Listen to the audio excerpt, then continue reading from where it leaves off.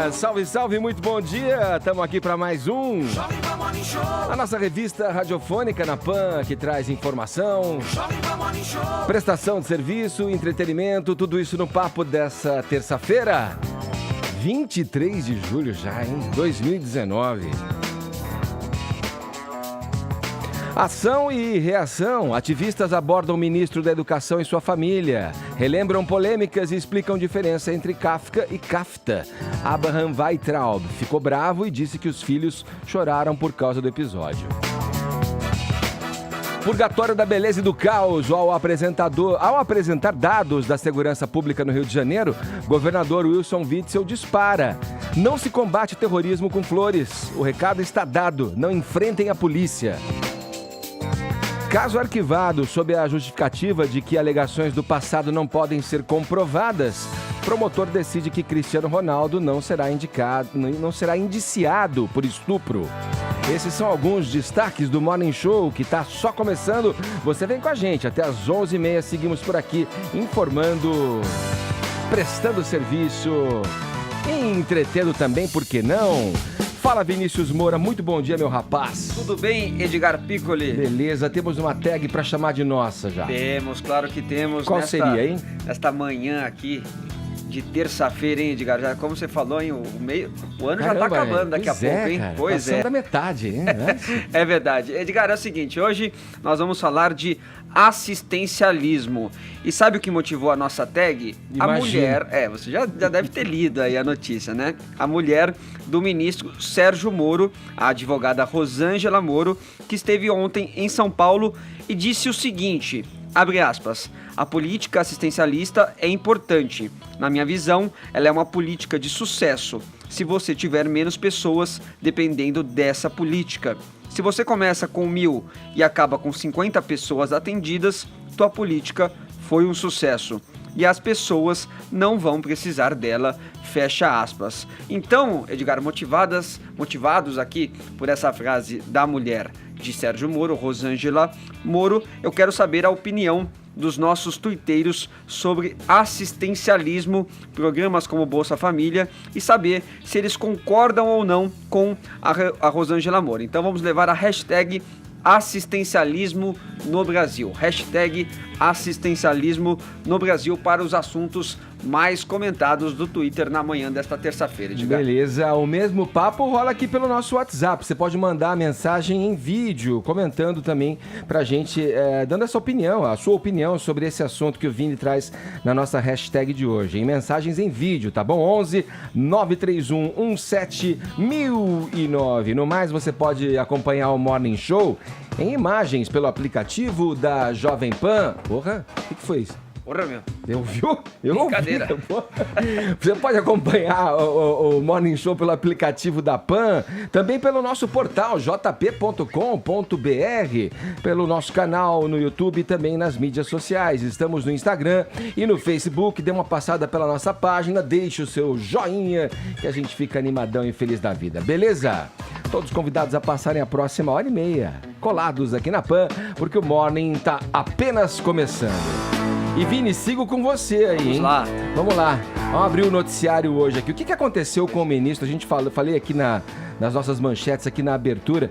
O que aconteceu exatamente com o ministro, o Abraham Weintraub, em Santarém, no Pará, onde ele está de férias com a família? Com a família, com a esposa, com os filhos. Está lá o Weintraub passando férias em Alter do Chão, um lugar muito bonito lá em Santarém, lindo, no Pará, né, Edgar? Uma vila muito bonita. O Weintraub estava lá jantando ali em céu aberto, estava com uma camiseta rosa, talvez a ministra Damares não goste muito, né, da não camisa... Começa, Vini. Vamos diretamente à notícia, vai. Camisa do ministro Abraham Weintraub, que é um ministro muito polêmico por suas declarações, Edgar, mas ontem ele estava quietinho, estava na dele, não estava mexendo com ninguém, estava jantando lá com a família dele. Mandando um tucupi no tacacá ali. Até que chegou um pessoal, um grupo de ativistas do movimento Engaja Mundo, que é um movimento que recruta jovens por todo o Brasil, tem diversas temáticas, né, diversos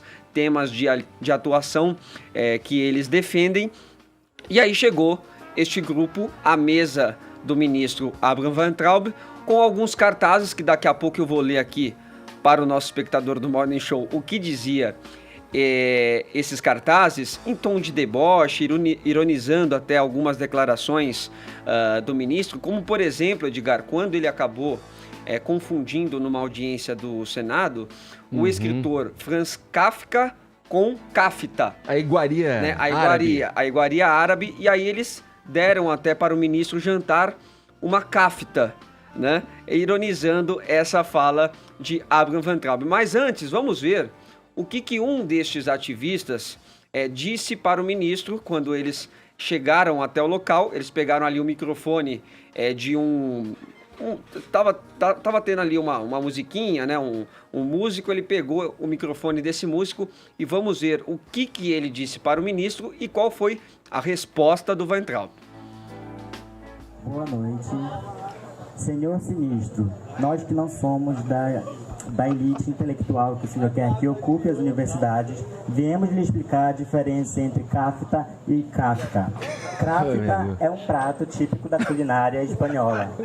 Espanhola? Não. É um escritor alemão, inclusive que escreveu o livro A Metamorfose. Não somos balbúrdia, cota não é esmola. Bem-vindo ao Terra do Chão e aprecia a sua Kafta com muito carinho. Tá aí. Aí algumas palmas. Tipo aquelas barraquinhas de depois de o Weintraub alimentação. responde. Vou mostrar a diferença que existe entre a esquerda e quem não é de esquerda. Eu tô com a minha família aqui, 3 crianças pequenas. Eu nunca roubei, não sou do PT, pago no meu salário. Trabalhei a minha vida inteira com carteira de trabalho. Nunca recebi bolsa, 27,5% de imposto. E aí eu tô com a minha família aqui nas minhas férias, 1 semana por ano. 3 crianças pequenas.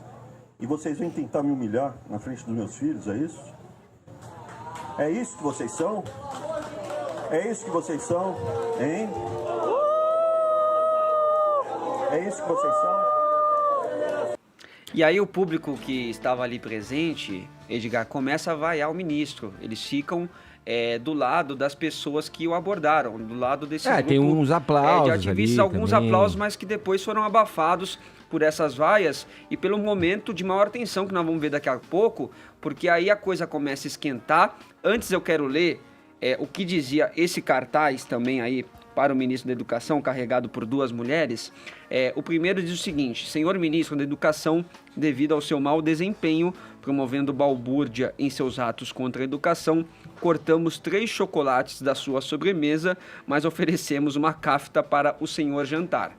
Né? Fazendo referência aí àquele episódio dos chocolates, em uma live com o próprio presidente Jair Bolsonaro, onde ele explicava ali o bloqueio dos 30% das despesas discricionárias nas universidades públicas, e também em referência ao episódio em que ele responde este ato do MEC como balbúrdia nas universidades. E um outro cartaz dizendo o seguinte: devolva o nosso futuro. São esses 2 cartazes que foram mostrados para o Abraham Weintraub. Vini, e o título com o qual eles se referem ali ao ministro?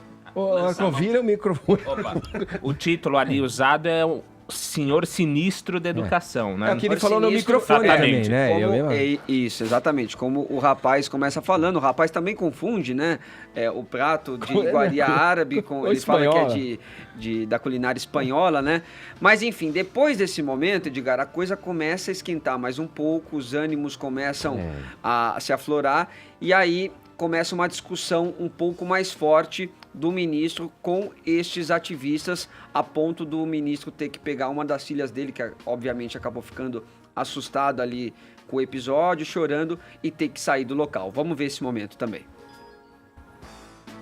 Eu vou falar, porque eu tô na minha terra, essa terra é nossa!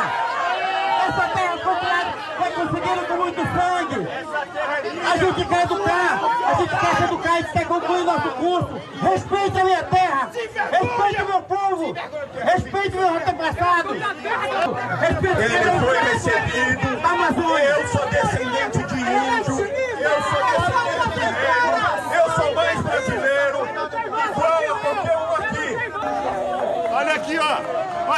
corajoso! Ô, corajoso! É, lamentável, hein? Olha, minha filha, mas eu não vou na sua casa enquanto você está comendo.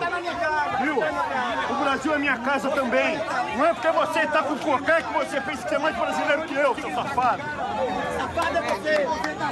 E aí tem até uma lamentável. troca de insultos, né? Então, um protesto que começou até em tom de deboche, de ironia, teve uma resposta do ministro, depois se instaurou ali uma confusão, xingamentos das duas partes, e ele teve que sair, né, com a sua filha ali carregada no colo, e depois ele voltou ao Twitter também para comentar o episódio. Edgar, eu quero mostrar aqui também para o nosso público do Morning Show. Nós temos aí, Murilão, o tweet do Abraham Van Traub dizendo o seguinte: pretendo passar alguns dias no Pará, Santarém, com minha família, nossos 3 filhos pequenos de férias, jantando comigo e minha esposa em uma praça. Adivinhem, os mesmos que se dizem defender os direitos humanos nos cercaram. As crianças ainda estão chorando. Covardes, Che matou um menino de 9 anos que ousou interceder pelo pai. Lembrei do episódio. Meus filhos ficaram comigo, não correram, mas estão chorando. Não existe respeito pela família, mulher, crianças. Che era isso, o paradigma do mau caráter. Não tenho medo. Bom, é lamentável, né? Ainda mais quando você vê, entra a criança no meio, a família.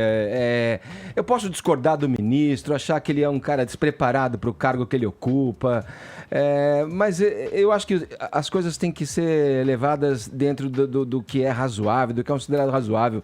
É um momento que expõe aí a ferida social que a gente vive, essa polarização, essa guerra, né, entre quem pensa de uma forma, quem pensa de outra.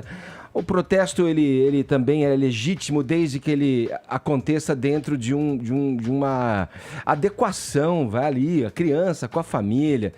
Eu não sei, da mesma forma que em outras ocasiões nós criticamos, lamentamos abordagens desse tipo para outros quadros políticos, do PT inclusive. Sim. Aqui no Morning Show não dá pra gente transigir com isso, né? Com esse tipo de atitude, né? Com a família ali. Quando tem criança, aí mexe comigo, eu fico... Não dá pra concordar com isso. Eu imagino que vocês também tenham... o pensamento de vocês. O Silvio tá com a gente hoje. No fim, eu acabei quebrando o protocolo aqui. Silvio Navarro tá com a gente. Caio, eu imagino que também vocês pensem da mesma forma, né? Uma abordagem grotesca ali, né? Bom dia, Edgar Piccoli, Caio Coppola, Vini, tudo certo? Tudo certo, Silvio. Silvio. Caio vai falar e na sequência eu comento, é isso? Pô, vamos fazer assim? Não, é que assim, eu não sou contrário, já manifestei essa posição aqui, eu não sou contrário à interpelação de autoridades em praça pública. Na minha opinião, é sim direito do cidadão criticar agentes políticos, especialmente aqueles com mandato, né, ou cargos estatais, em qualquer local público, ainda que esse não esteja no exercício das suas atribuições. E por quê? Porque os privilégios que beneficiam as autoridades públicas no Brasil, eles não cessam com a pausa nessas funções. Logo, esse ônus, né, que é o julgamento público, ele acompanha a autoridade pública. Nesse sentido, não vai agredir meu senso de justiça, por exemplo, ter políticos ou ministros do Supremo Tribunal Federal vaiados nas ruas, né? Geralmente, eles merecem cada decibel que sai aí das gargantas indignadas do povo pagador de impostos. Só que, claro que essa liberdade de expressão, ela deve ser exercida aí dentro dos limites da lei penal, né, que dispõe sobre os crimes contra a honra, e da legislação civil, no tocante aí aos danos morais. Só que, idealmente, a gente deve balizar a nossa conduta não apenas pela lei, né, mas também pelas normas sociais. É tipo uma etiqueta básica de convivência social, como você bem falou, e nesse sentido eu concordo contigo. Nesse caso, envolvendo o ministro Weintraub, as normas sociais elas foram rasgadas, né? É só esmiuçar os fatos e analisar a atuação política no caso. Então, em primeiro lugar, é uma ação premeditada, né? Envolvendo cartazes e até mesmo uma iguaria culinária. Em segundo lugar, claramente visando a autopromoção política desse coletivo, que não agregou absolutamente nada ao debate público, além de chavões e de lacração. E, finalmente, o terceiro ponto, ele explorou a vulnerabilidade natural de todo pai de família, né, de todo homem na presença da sua família. A gente não viu no primeiro vídeo, mas em todo momento a família estava cercada aí pelos manifestantes e pelos cartazes. Obviamente, isso é uma posição de hostilidade. E aí, quando o ministro, de forma muito altiva e corajosa, oferece o contraditório, portanto, toma a palavra, né, e expõe o ataque à sua família com os filhos em prantos, os manifestantes são confrontados com a sua flagrante covardia e entram em modo histérico. E aí emerge aquele autoritarismo latente que a gente sempre denuncia aqui, que está em quase todo esquerdista. Eles vão gritar e xingar o ministro até expulsá-lo de um local público. E, ironicamente, adivinha qual o xingamento? Fascista, né? Aquela ideologia política que não tolera a divergência, né? Que se impõe pela força e que diminui o protagonismo do indivíduo. Agora, por que esse comportamento antidemocrático?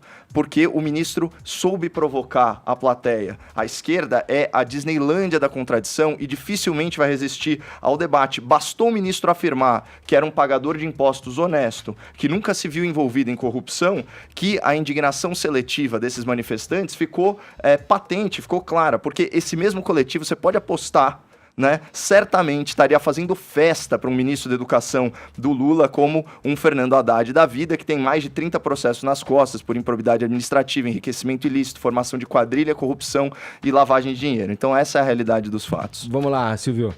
Olha só, a minha linha de raciocínio é mais ou menos parecida com a argumentação que o Caio fez aqui. Eu só queria pontuar algumas coisas. Primeiro, que há um pano de fundo de uma guerra ideológica, evidentemente, nessa cena toda. Por quê? Porque o Abraham Weintraub é um representante daquela chamada ala ideológica do bolsonarismo.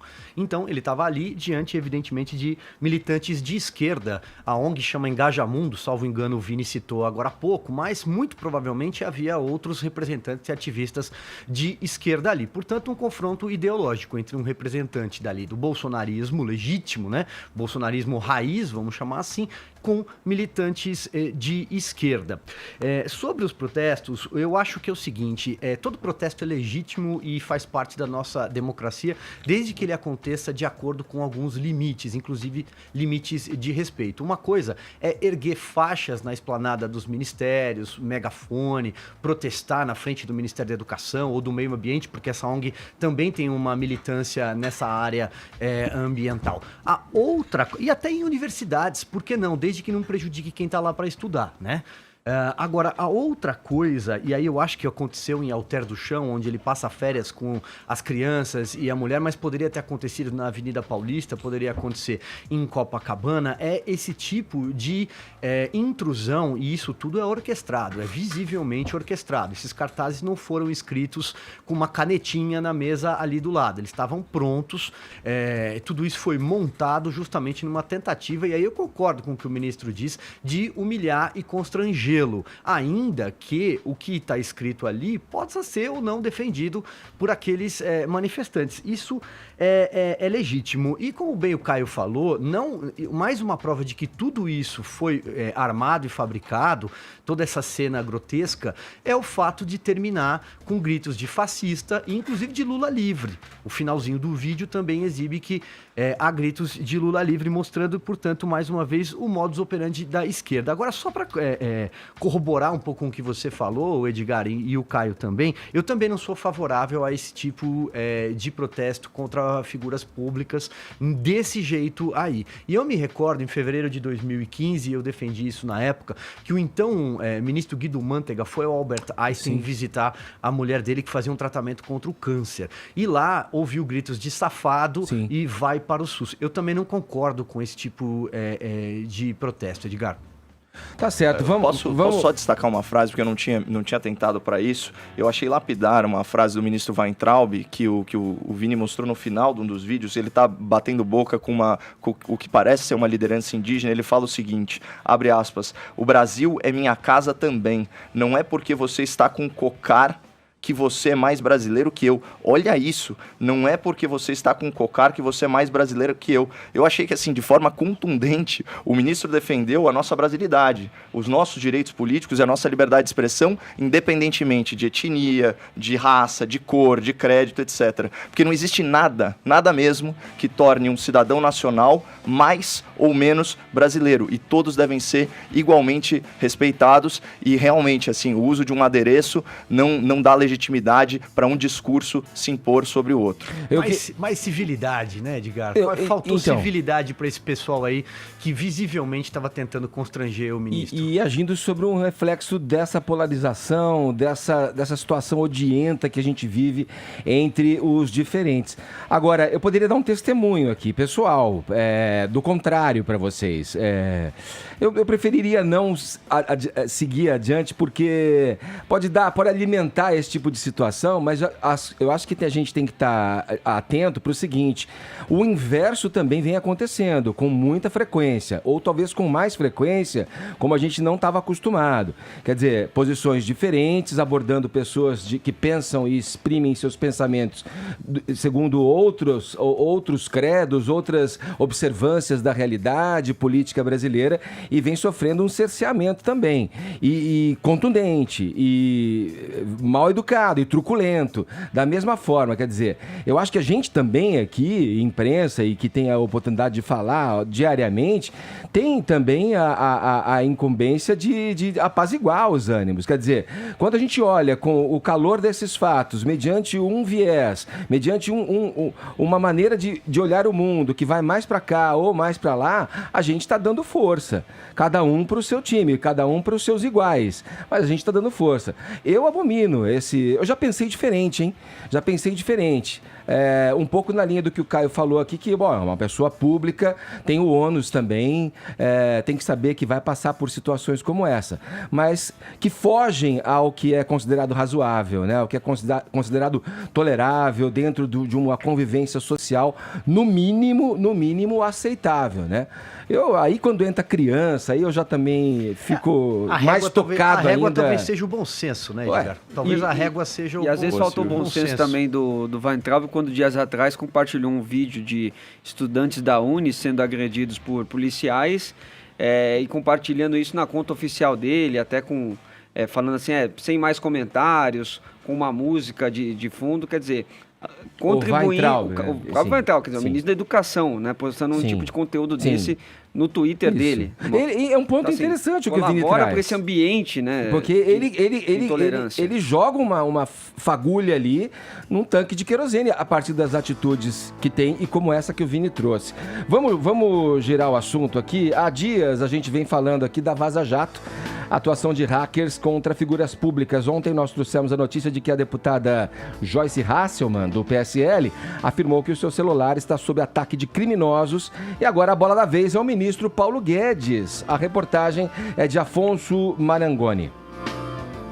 O ministro da Economia, Paulo Guedes, teve o celular hackeado nesta segunda-feira. A informação foi divulgada pela assessoria de imprensa do Ministério. Em nota, a pasta pediu para que seja desconsiderada toda e qualquer mensagem vinda do número dele e das pessoas do gabinete. Segundo a assessoria, nesta terça-feira serão tomadas as medidas cabíveis e mais informações vão ser divulgadas. Guedes iniciou uma conta no aplicativo de mensagens Telegram pouco antes do anúncio da invasão. Ele é o segundo ministro do governo Jair Bolsonaro a ter o telefone hackeado. No dia 4 de junho, o ministro da Justiça e Segurança Pública, Sérgio Moro, afirmou que teve o celular invadido. No domingo, a líder do governo no Congresso, deputada Joyce Hasselmann, do PSL de São Paulo, também disse que teve o telefone clonado. Paulo Guedes é um dos principais ministros do governo e está à frente da proposta de reforma da Previdência. Até então a gente tem a notícia de que foi hackeado. Nenhuma informação dali contida no telefone do Paulo Guedes surgiu em torno desse hackeamento aí. Ô Caio, vamos lá, tem uma sequência aí que a gente vem acompanhando. A reportagem mostra Moro, ontem falamos aqui do celular da Joyce Hasselmann, agora Paulo Guedes. O que me surpreende nisso é que são indícios muito claros de que existe uma quadrilha ou organização criminosa que está a postos, né, para continuar praticando esse tipo de crime. E isso é perigosíssimo. Imagina, se tratando do ministro da Economia, que é um cara que domina todas as decisões, né, do ponto de vista de políticas financeiras, políticas públicas relativas aí, obviamente, à economia, com uma certa antecedência, e você ter acesso à comunicação privada desse ministro é muito sensível. tanto do ponto de vista do cometimento de fraudes, né, ao sistema financeiro, à bolsa de valores, esse tipo de coisa, quanto do ponto de vista pessoal, de que, dependendo do conteúdo das conversas que são grampeadas, que são obtidas, do conteúdo que é baixado, você consegue ter autoridades públicas como suas reféns. Né? É super simples. Existe na vida de algumas pessoas material sensível relativo à privacidade das pessoas. Então você está em posse disso, te coloca aí numa posição privilegiada para fazer chantagem. E, obviamente, a pessoa que é capaz de violar a privacidade, né, que é um direito constitucional, um direito natural, e é capaz, então, de cometer esse primeiro crime, para seguir aí na linha da ilegalidade, é um pulo.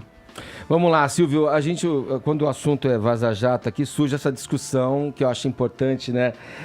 A gente sempre colocar, tem um movimento, por exemplo, a comunidade jurídica, né? Deve-se dar maior peso ao mensageiro ou ao que está revelado ali no conteúdo das mensagens. Ou, por outras palavras, no caso das mensagens atribuídas ao ex-juiz, atual ministro Sérgio Moro e procuradores federais, a indignação deve ser direcionada para o vazamento em si ou para o teor dessas conversas. O que você pensa a respeito? Vamos lá, Edgar. E, inclusive, minhas posições em relação a Vaza Jato, elas são públicas. Eu tenho escrito isso nas redes sociais e também em artigos publicados no site do Pra Cima Deles, aqui na Jovem Pan, no blog do Pra Cima Deles, no site da Jovem Pan, em www.jp.com.br/Pra Cima Deles, para quem quiser acompanhar essas posições. O que a gente sabe até agora, segundo a assessoria de imprensa do ministro da Economia, Paulo Guedes, informou, é que às 22h30 de ontem, o aplicativo o Telegram, mais uma vez, o Telegram foi acionado a partir do celular do ministro. É um caso talvez parecido com o que ocorreu com a líder do governo, a deputada Joyce Hasselmann. Em relação ao outro ministro, Sérgio Moro, como disse a reportagem do Afonso Manangoni agora há pouco, eu acho que a gente tem só que separar um pouco as coisas, porque a gente ainda não sabe qual é o teor do que foi obtido ou não em relação ao Paulo Guedes e em relação a Joyce Hasselmann. Concordo com o Caio quando fica nítido que há uma ação de uma quadrilha aí por trás, evidentemente interessada em obter carga roubada a partir de crime cibernético para desestabilizar o governo, para enxovalhar ou tentar enxovalhar a Lava Jato e, evidentemente, provocar aí uma confusão. Isso, para mim, se chama política e está muito longe de ser jornalismo. O que eu queria só citar aqui, Edgar, é que é o seguinte, é o famoso se a moda pega, né? Então eu queria levantar uma questão sobre a responsabilidade, tanto de parte da grande imprensa, quanto de sites militantes como o Intercept, de divulgar esse tipo de conteúdo fruto até onde se sabe de crime, já que a autenticidade dele não foi comprovada. Até que ponto esse tipo de divulgação legitima, normatiza ou banaliza, né, o sigilo individual das pessoas, que é algo que garantido por lei. E acho que essa novela toda do Intercept, que provavelmente deve ter mais capítulos e temporadas do que a Malhação, por exemplo, vai ser usada para fazer política nos próximos bons anos. Eu acho que esse é um paradigma que a gente vive, é um novo momento em que a gente vive, onde a eleição foi a primeira eleição muito movida pelas mídias digitais. Agora, o Silvio, eu lhe provoco da seguinte forma, frente a essa questão que eu coloquei para te passar a bola aí, o que nós vamos olhar? O mensageiro ou vamos olhar o conteúdo das mensagens? Pois bem, você usa duas palavras que eu poderia utilizar aqui para o meu contra-argumento com você: normalizar e legitimar. O que nós temos ali de informação?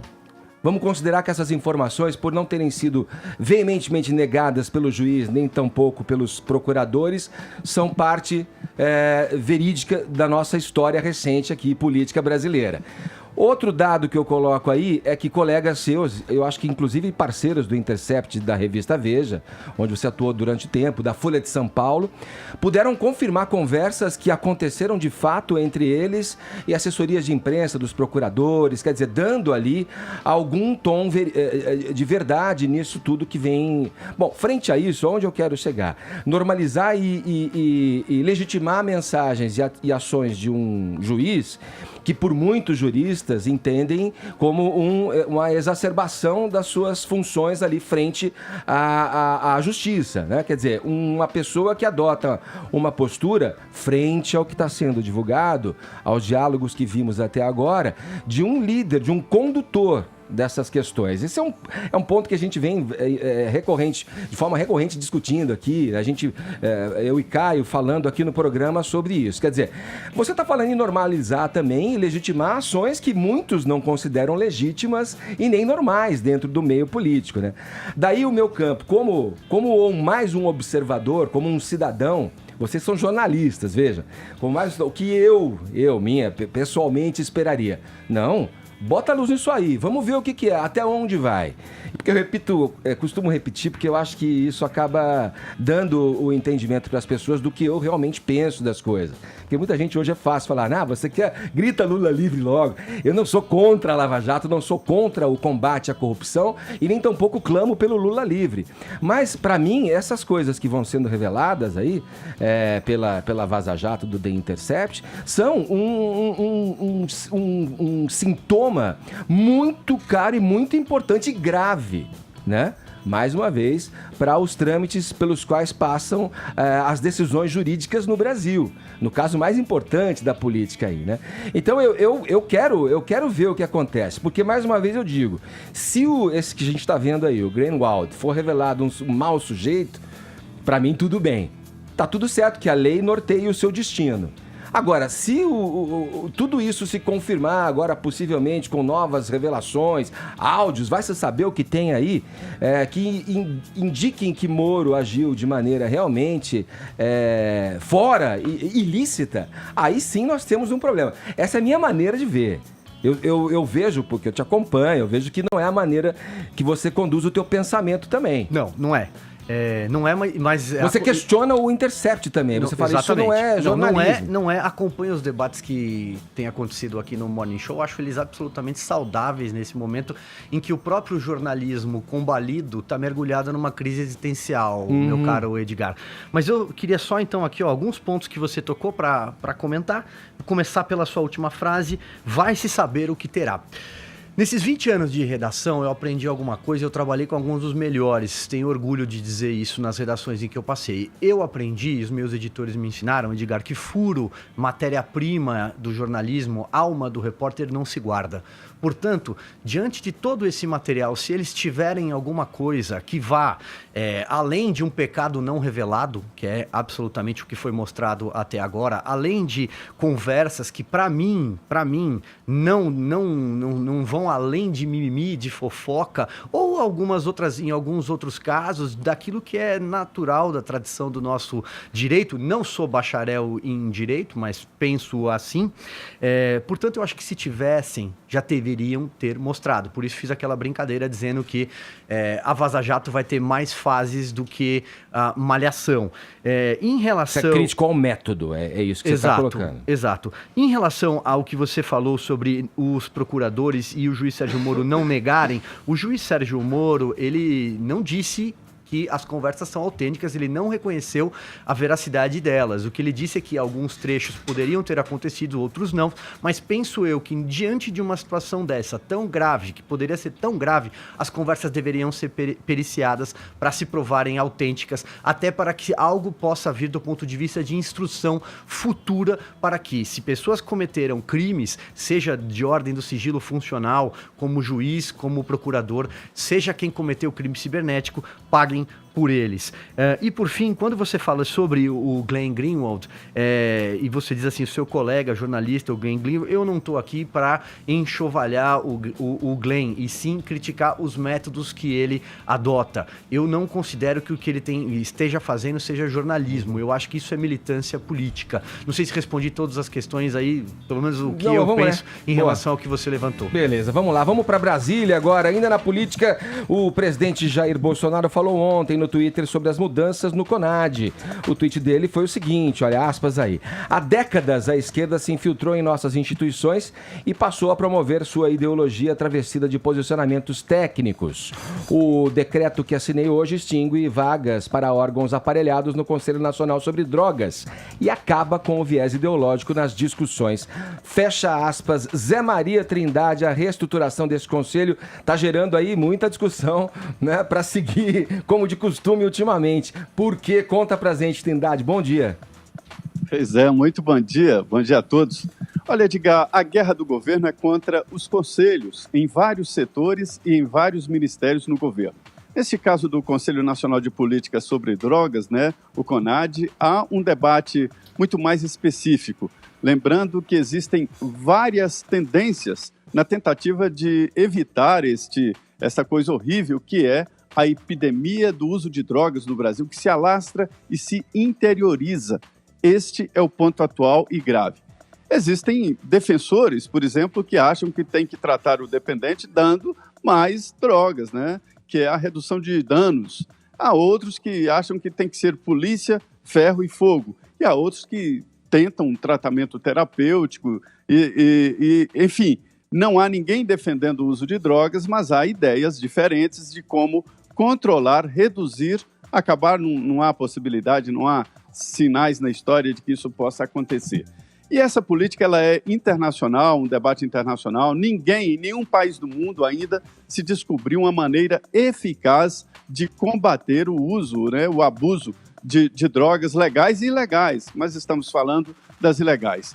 Este conselho, ele era muito grande e o presidente Jair Bolsonaro reduziu e colocou principalmente governo, ministérios, e tirou ali representantes da OAB, representantes que mandavam um jurista, né? Representante de médicos, que o Conselho Federal mandava, determinava, nomeava um representante, também psicólogo que mandava, o Conselho mandava um representante, vários outros, como sociólogos e tal, e era um conselhão. Esses conselheiros, eles não são remunerados, eles não recebem salários, mas discutem as políticas nacionais sobre drogas, né? E é isso que o governo atual do presidente Jair Bolsonaro quer evitar. E aí o presidente diz que esses conselhos estão grandes demais, discutem publicamente um debate que seria do próprio governo, e o governo entende que esses conselhos de advogados, de psicólogos, de enfermeiros, não vale a pena e não deve ser levado em consideração. Então, esta é a disputa. A última legislação de política antidrogas aí prevê o internamento compulsório, que é um assunto muito polêmico ainda. E mais, o presidente Jair Bolsonaro tentou acabar com conselhos na base do decreto, mas foi derrotado no Supremo, porque alguns conselhos foram criados por lei, então o decreto não pode acabar com um conselho formado por lei. Então, este é o debate e o governo tirou esses profissionais, médicos, enfermeiros, psicólogos, advogados, juristas e tal, desses conselhos e deixou o governo, representantes de ministérios trabalhando. Caio, então, tira membros da chamada sociedade civil, né? Sim, essa questão, exato, né?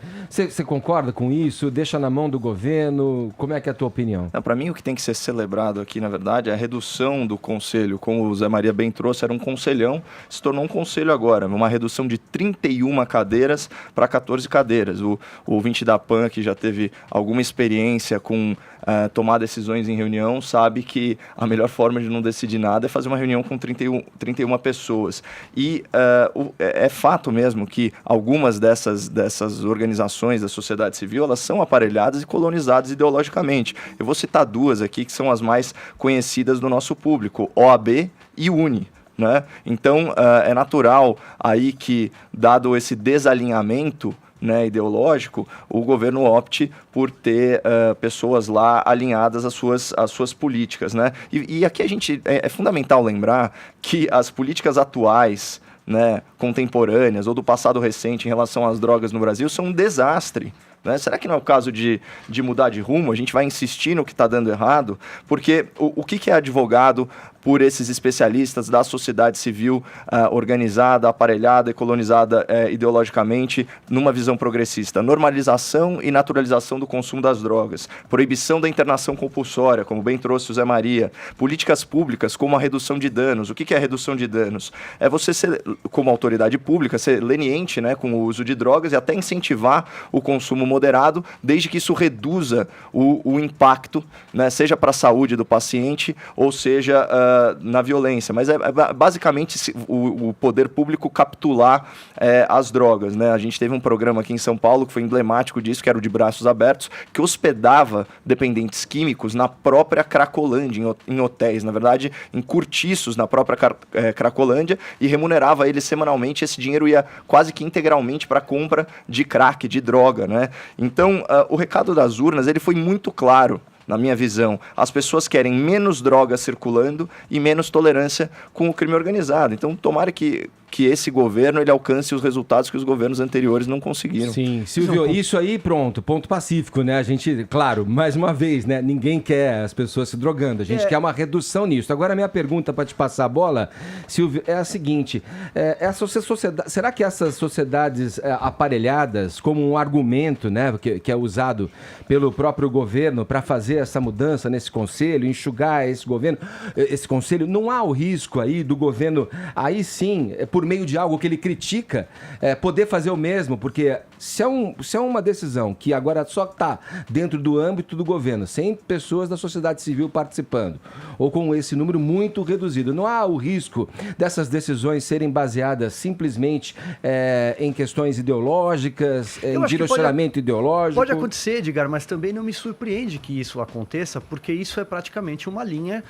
do eleitorado que levou o Bolsonaro até o Palácio do Planalto e daquele que hoje ainda o apoia, segundo as pesquisas aí, talvez 30%, um pouco mais.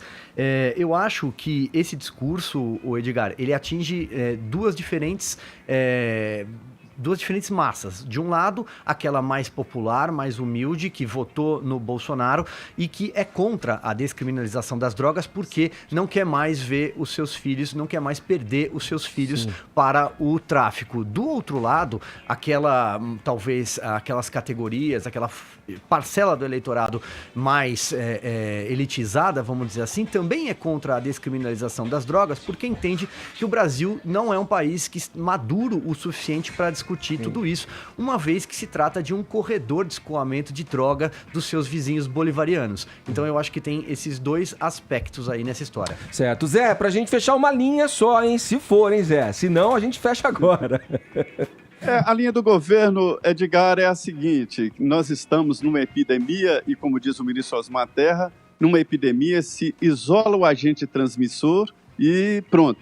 E o agente transmissor é o traficante. É o cuidado que o governo vai tomar. Hoje já está descriminalizado, o uso não é criminalizado de uma forma forte, não. Sim, tá bom, Zé. Obrigado pelo papo, pelas informações. Bom trabalho aí em Brasília, meu camarada. Bom dia. Agora, faltando 15 para as 11, horário lá da capital federal.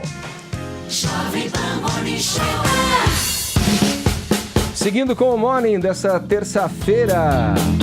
Vamos fazer uma conexão agora com Curitiba. A Jovem Pan realiza hoje mais uma edição do Fórum Mitos e Fatos. Dessa vez, o tema em pauta é a reforma tributária. O repórter da Jovem Pan em Curitiba, Maurício Freire, está acompanhando o evento e nos traz agora detalhes. Bom dia, Maurício.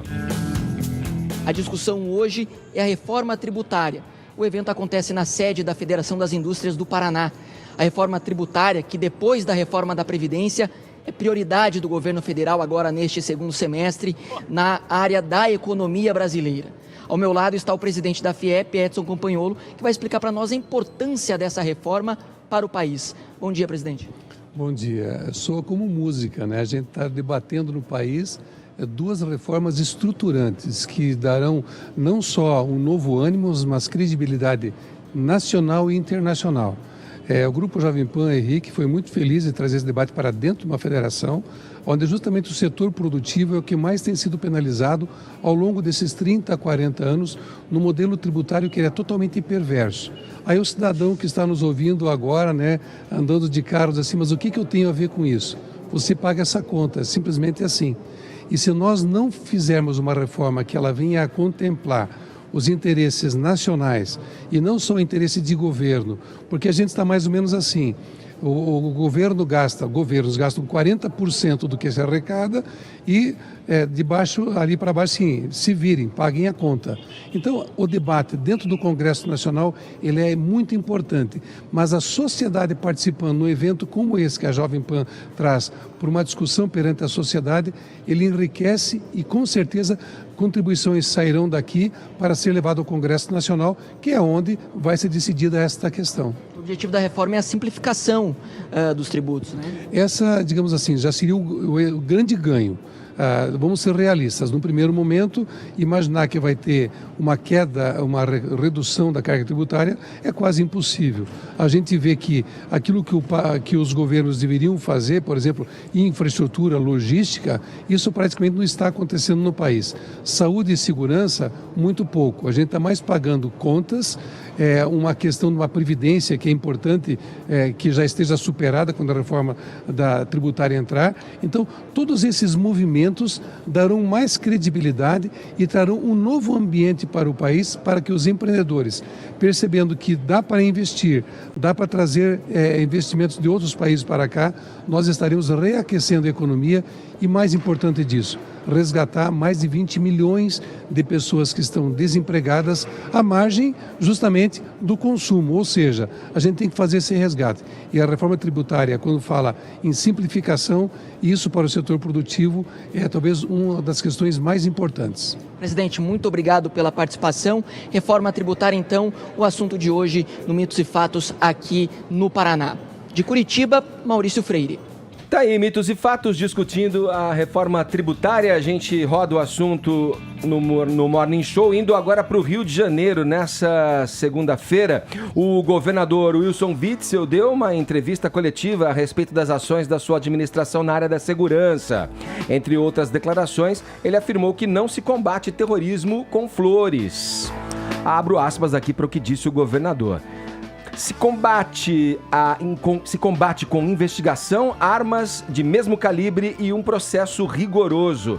Se não se entregarem, serão mortos. O recado está dado. Não enfrentem a polícia. Fecho aspas aí. Rodrigo Viga acompanhou essa coletiva e tem mais informações pra gente. Bom dia, Viga.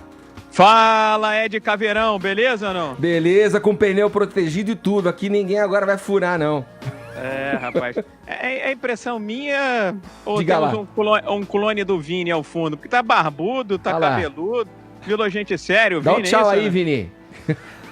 Cadê? Que isso, rapaz? Viga? É ele mesmo ou não? Eu não tava ouvindo, Viga. Agora você ouve. É você mesmo, Vini? Ou é um clone? Não, sou eu. O irmão gêmeo, tá de barba agora, tá cabeludo. Virou gente séria, né, Edgar? Virou gente séria. Eu virei pai, né, Viga? Vamos pro assunto. Você sabe como é que é, né? Viu? Deixa a gente... como é que é. Deixa a gente tá ir com o bolso vazio, né, Edgar? Virou pai. Não tem dinheiro nem pra cortar a barba. Vamos pro assunto de hoje, senão eu vou ter que te cortar no final, o Viga. Vamos lá, rapidinho. É porque o Wilson Witzel, né, fez um balanço aí das ações da Polícia do Rio de Janeiro Civil e Militar no primeiro semestre. Meu caro Edgar, ouvintes e internautas desse Morning Show. E quase todas as estatísticas de violência caíram na casa de 20 ou 20 e poucos % no primeiro semestre, em comparação com o igual período do ano passado. Lembrando que no primeiro semestre do ano passado, Rio de Janeiro já estava sob intervenção na área da segurança pública. Mas um dado chamou bastante atenção. Na verdade, alguns dados. Primeiro, roubos de rua praticamente não caíram, 2%. E também a questão envolvendo, meu caro Edgar, ouvintes e internautas da Jovem Pan, roubos de ônibus cresceram na casa dos 15%. Assim como cresceram também 15% as mortes em operações da polícia neste primeiro semestre em relação ao igual período do ano passado.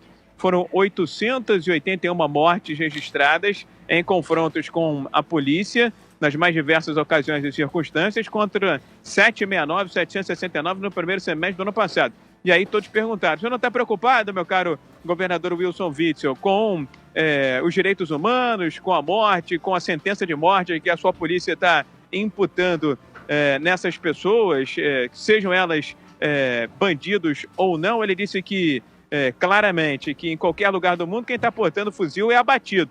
só aqui no Brasil que tem essa preocupação dos direitos humanos. E frisou que não se combate traficante armado com R10, AR-15, AK-47 com flores. É na base da bala, caso o criminoso não queira se entregar, meu caro Edgar. Falado, Viga, obrigado pelas informações aí. Vou seguir aqui nos comentários do Caio Coppola e também aqui do Silvio Navarro. Valeu, bom trabalho para você aí no Rio. E aí, vocês concordam com essa política? Bom, não dá mesmo para enfrentar o crime com fogo, tem que empregar a mesma força, no mínimo, não é? Isso é fato. Agora, também é importante a segunda parte da fala do governador, que quando ele disse com armas de mesmo calibre e, sobretudo, com inteligência. O eleitor fluminense, o eleitor do Rio de Janeiro, ele elegeu um xerife, ele elegeu o Capitão Nascimento que anda de helicóptero lá, fardado, com a metranca na mão e boa. Seja porque... o Rio de Janeiro talvez seja o melhor retrato da bandalheira política que aconteceu nos últimos tempos. Os 3 governadores foram presos, né? Sérgio Cabral, o Pezão ainda estão presos e também o Antony Garotinho. Seja porque também ele não tinha muita alternativa. O exército estava na rua, o Estado estava sob intervenção militar, Edgar. Portanto, não há muita alternativa. Eu concordo quando o governador fala que não se combate com flores mesmo. E penso também que ele está dando uma resposta para quem o colocou lá. Então acho que é curto e grosso, acho que é isso. Eu queria fazer uma observação aqui, estatística, né? Olha só que interessante, as mortes por intervenção de agentes policiais, né? Alta de 14%. Então, 881 mortes esse ano, né? Primeira metade de janeiro a junho, contra 769. Tem um outro número, esse sim, sem dúvida positivo, apenas 7 mortes de policiais em 2019 contra 15, certo? Em 2018. Como será que o crime organizado está interpretando esse número? Para cada policial morto, mais de 100 bandidos mortos. É assim, curto e grosso, utilitarista mesmo. O que é importante a gente ver? Está ficando cada vez mais claro, primeiro com a LGO, na Garantia da Lei e da Ordem, intervenção federal no Rio de Janeiro, e agora com essas iniciativas do novo governador, que existe uma relação direta, portanto uma relação causal, nexo de causalidade, entre o aumento da letalidade policial e a redução da criminalidade mais grave. Portanto, vamos lá, roubo de carga caiu 25%, roubo de veículo caiu 24%, latrocínios, aqui esses são os crimes mais importantes, né? Os crimes contra a vida.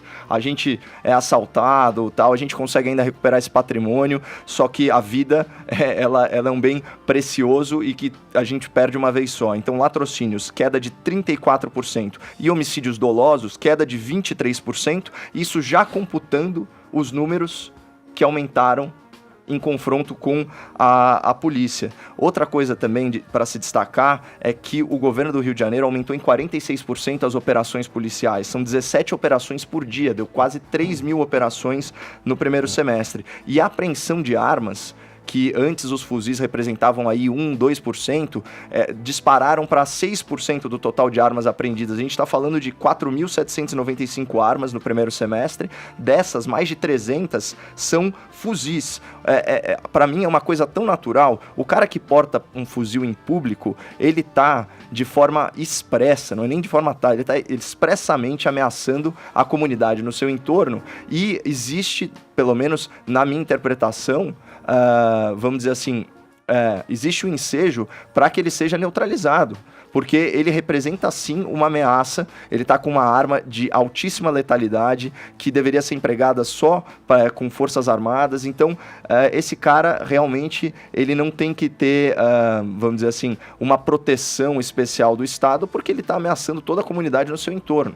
É compreensível, quando vocês falam, eu compreendo, né, essa história, né? Até passei a palavra para o Silvio me referindo a esse meu pensamento, quer dizer, você tem que trabalhar de uma maneira ostensiva, tanto quanto ostensiva, quanto a força que você tem de um oponente criminoso. Agora, deveria vir também essa afirmação do governador do Rio de Janeiro, deveria ser acompanhada de sugestões e medidas para melhoria da educação de base, para a inclusão de jovens, coisas que demoveram promovessem essa população em vulnerabilidade a entrarem no crime, quer dizer, oferecendo oportunidades para eles poderem estudar, poderem ter oportunidades de trabalho e aí sim também reforçar o trabalho de inteligência da polícia para que esses confrontos, essas situações inevitáveis de confrontos sejam minimizadas, para que essas situações não cheguem a esse ponto, entendeu? Com inteligência você vai e vai minando essas pessoas do tráfico, né? Só um parênteses, Edgar. O Estado não vai conseguir entrar nas favelas enquanto não quebrar o tráfico, enquanto não quebrar o crime, para aí sim poder levar educação, saúde, saneamento básico, que são direitos fundamentais. O Estado não vai conseguir entrar lá sem tirar os traficantes primeiro. Agora 11h03, horário de Brasília. Edgar, antes do Morning Show continuar, eu queria dar aqui uma nota de falecimento. Morreu ontem Maria Lucilena Rossetti Rodrigues, de 82 anos. Era mãe do jornalista Fernando Rodrigues, que trabalhou aqui na casa, trabalhou aqui na Jovem Pan.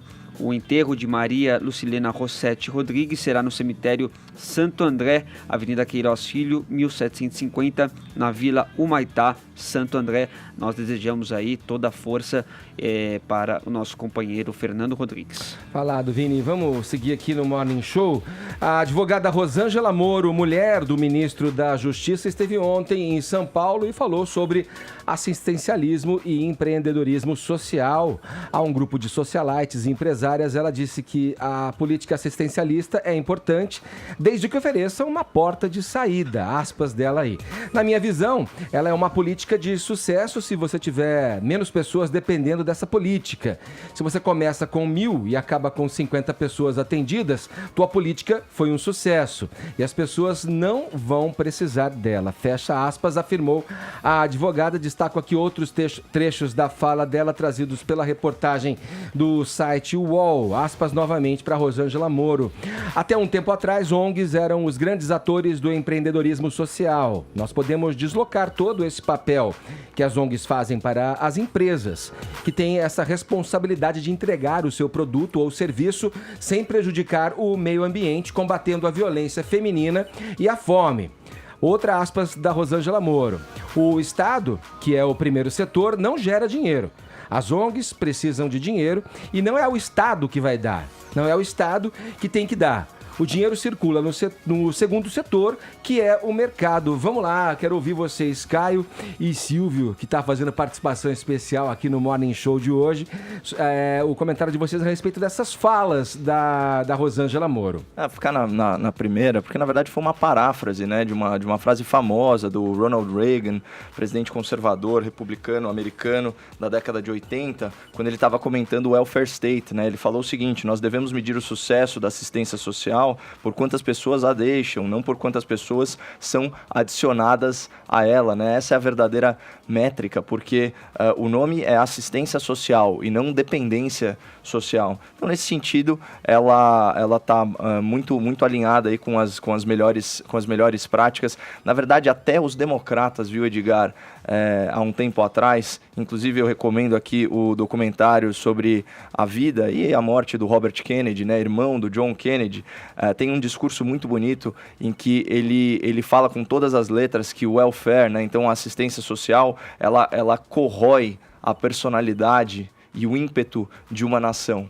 Né? Porque você tem aquelas pessoas que ficam à mercê do Estado, então numa relação de dependência e sem os estímulos para desenvolverem plenamente seu potencial, né? Elas ficam realmente dentro daquele universo que é muito limitado, né? São as migalhas que sobram, né, depois que o dinheiro sai do segundo setor, vai para a burocracia estatal, é amplamente consumido lá e tem os restos, né? Só para ficar aí com um número, o Bolsa Família, que é o maior programa assistencial brasileiro, o maior e melhor provavelmente, ele consome menos de 0,5% do PIB.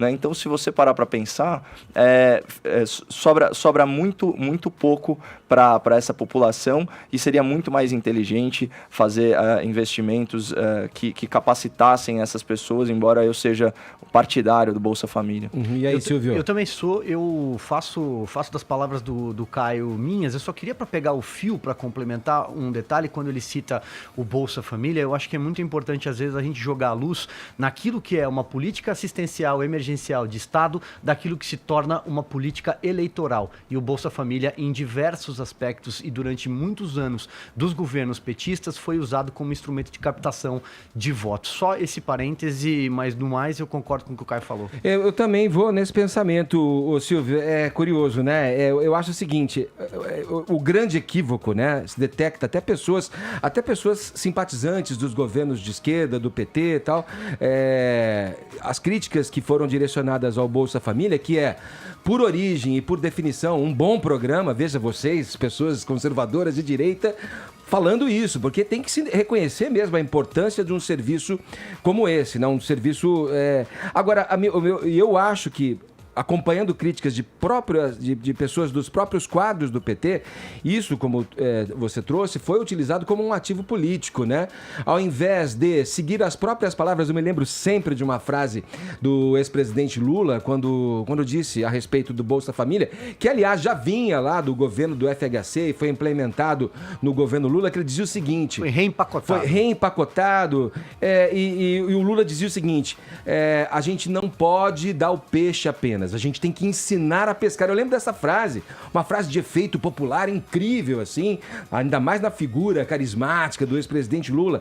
Agora, não foi o que ele, na prática, implementou e fez durante seus governos. Eu concordo com a frase, inclusive. Pois eu acho uma ótima frase, tinha que ensinar a pescar. O problema foi que eles dobraram a carga de peixe distribuída para a população. E se utilizaram disso como um ativo eleitoral. Agora, e ela não defende, né, o fim do assistencialismo também.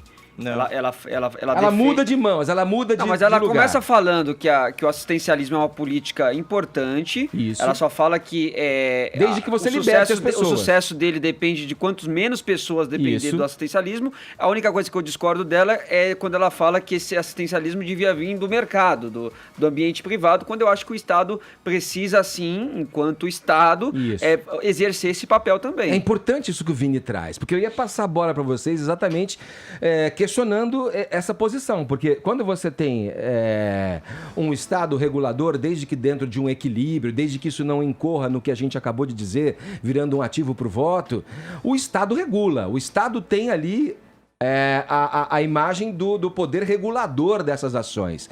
Se você joga na mão de uma empresa, simplesmente deixa que a iniciativa privada cuide disso, você não está jogando ali para um setor que, por definição, já teria conflitos de interesse nessas ações.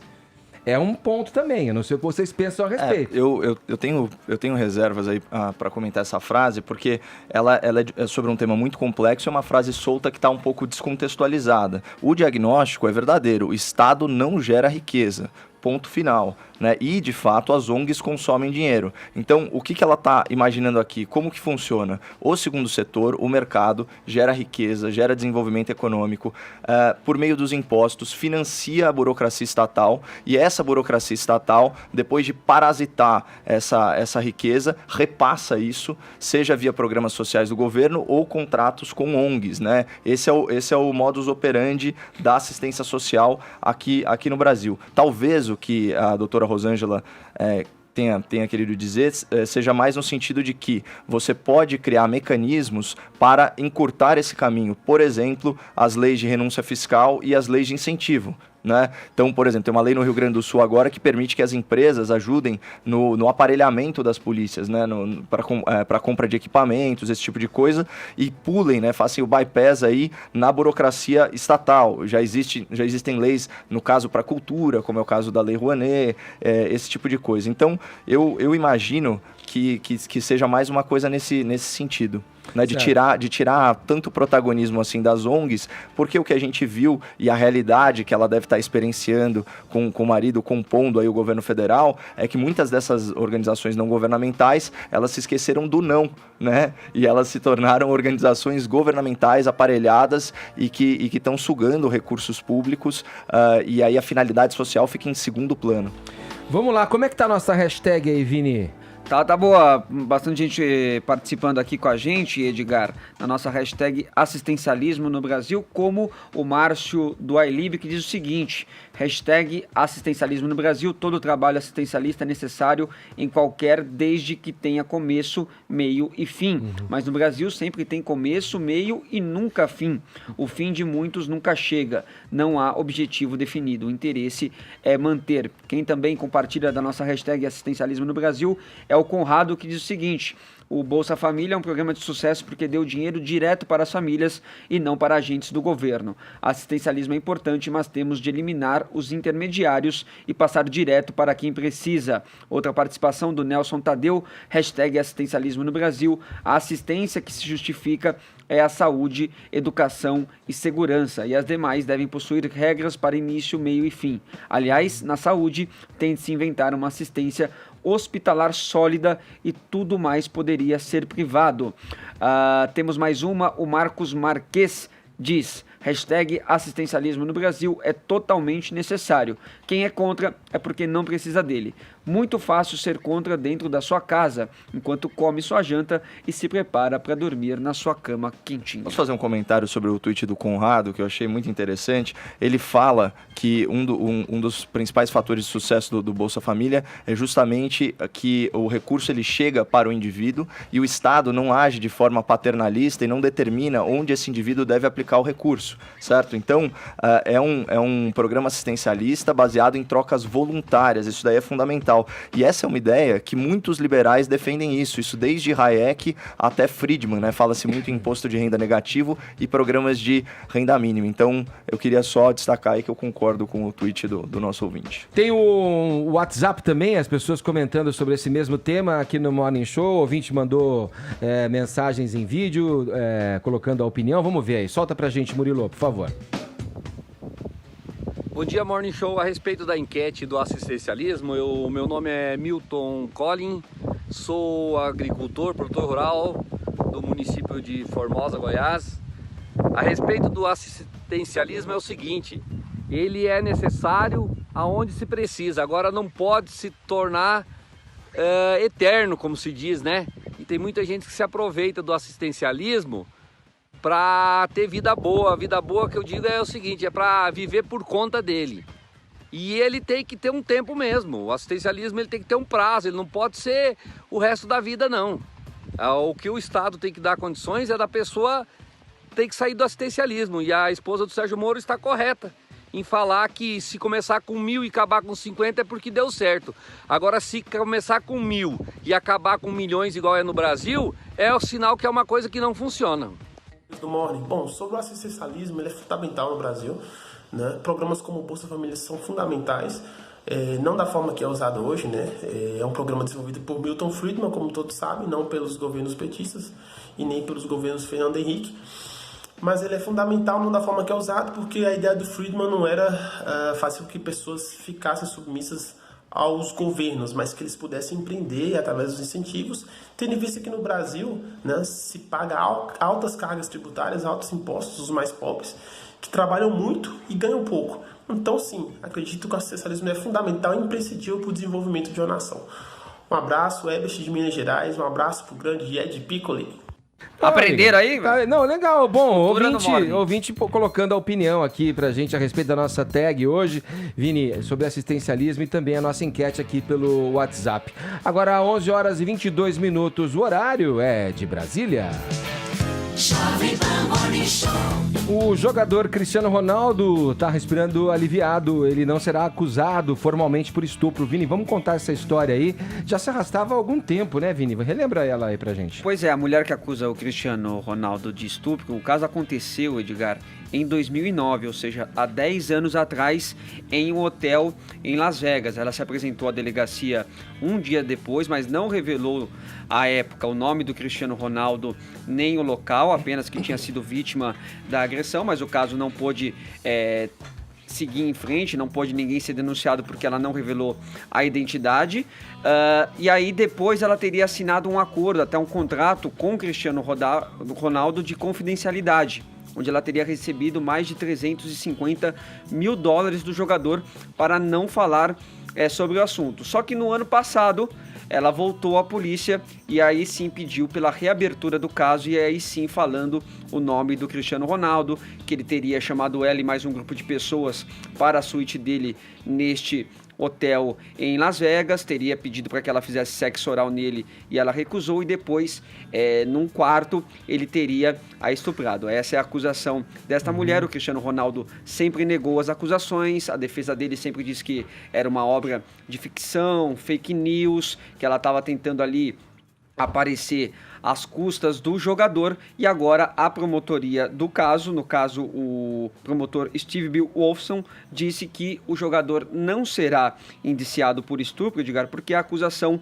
não poderia mais ser provada para além da dúvida razoável. Então ele está livre aí desse indiciamento. Vini, a gente tem um tempinho ainda para seguir pelo futebol, falando da notícia aí sobre Vadão, que não é mais o técnico da seleção brasileira feminina, hein?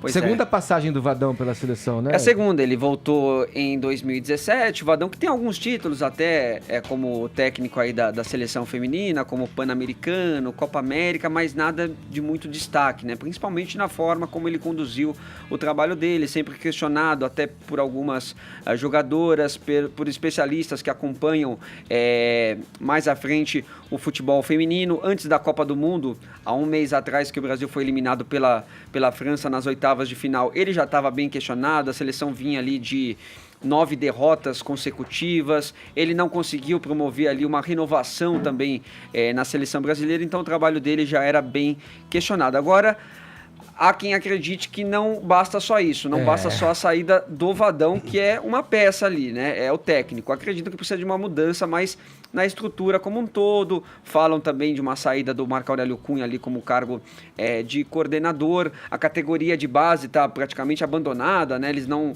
anunciaram ainda quem serão os técnicos de algumas categorias. Então vamos ver se agora a seleção brasileira, com a saída do Vadão e com algumas outras prováveis mudanças, comecem aí a renovar um pouquinho mais este quadro que é necessário. Falam-se na técnica sueca, né, de Garapia Handhan, que é bicampeã olímpica, está fazendo um trabalho de base lá na Suécia agora e poderia ser alguém um pouco mais à frente ali. A gente vai aceitar alguém de fora comandando a nossa seleção? Acho que tem gente capacitada aqui dentro, Vini. Então, mas teve a Emily que foi colocada lá até quando o Vadão saiu a primeira vez e depois foi fritada, né? Sim. Então... Mas passou da hora, demorou da CBF dar o devido valor ao futebol. Eu acho que essa última Copa do Mundo mostrou, o Brasil tá mal acostumado e por bons motivos, né? A gente é o país do futebol, a gente tem a revelação de grandes craques que alimentam o futebol mundial, e deve ser assim com o futebol feminino também. Usar como exemplo as equipes que estão à frente, ganhando, a equipe americana, a equipe holandesa, que foi muito bem, tem uma participação recente, mas foi muito bem também, a própria equipe francesa, o futebol feminino de outras nações estão muito à frente do país, e eu fico com a crítica da Cristiane, quando falou que não adianta mudar aqui uma peça-chave no comando, é muito mais abrangente a questão, tem que investir nas categorias de base para cada vez mais revelar e trazer bons talentos brasileiros para o selecionado. Exatamente. Quem sabe o Vadão não volte pro Bugre, né, meu? Olha, a gente... Bom, estamos observando, o Vadão tem histórico no Bugre, estamos observando o Bugre, precisa sair dessa situação incômoda, né, do Z4 da Série B. Eu tô na torcida, nunca deixarei de torcer pro meu glorioso Bugre. Silvio Navarro. Tá torcendo até agora, né, Diga? Até, mas eu sou Ô, torcedor mesmo. Ô, Navarro, obrigado, viu? Que time você torce, Navarro? Eu sou São Paulino. São Paulino. 4x0 ontem. Tá feliz, São Paulo, né? Hoje eu tô feliz. Edgar, obrigado pelo convite de participar desse programaço. Bom papo. O Caio também é São Paulino. Eu sou São Paulino também. E o Vini torce pro São Bernardo. Ele finge que é corintiano. Falou, Vini. Falou, Ed. Vamos nessa. O Morning Show fica por aqui. A gente volta na programação amanhã, a partir das 10 da manhã. Muito obrigado pelo prestígio da sua audiência. Valeu. Cuidem-se. Tchau, tchau.